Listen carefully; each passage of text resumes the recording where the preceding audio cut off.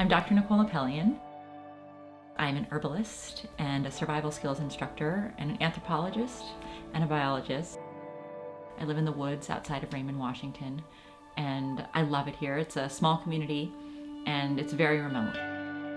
I was diagnosed with MS in the year 2000. I got very, very sick. There's a big connection between your mind and your body.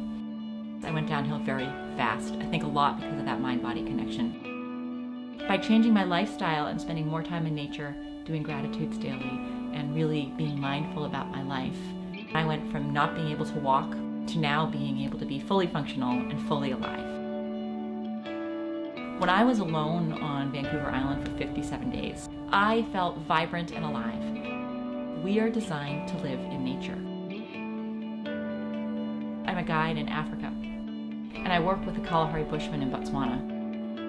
We have this wonderful familiar relationship, and I've learned a lot from them over the years. The Bushmen live really close to the land. This is a community that's still pretty intact and live as hunter-gatherers. And so I bring people over to learn their knowledge and also to have tangible takeaways of how to integrate that knowledge of living in the present moment into their daily lives when they move back home. I look at herbal medicine as medicine that's been around for tens of thousands of years. It's not backed by big pharma, it's not backed by a lot of money, but it works. Tinctures are herbal extractions that you take internally, and salves are external things that you use for bug bites or wounds, or if you have arthritis or nerve pain. Anything that you have that needs fixing externally, I have a salve for that. So they're really well researched, they're really well crafted, and they're made with a lot of a love in them as well. I feel like I have a relationship with the plants that I work with. I teach wilderness living skills.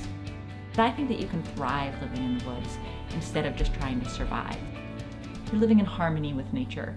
I love teaching about nature connection and tracking and how to build a shelter in the woods if you want to live there for the long term, or perhaps if you get lost and are stuck in a survival situation.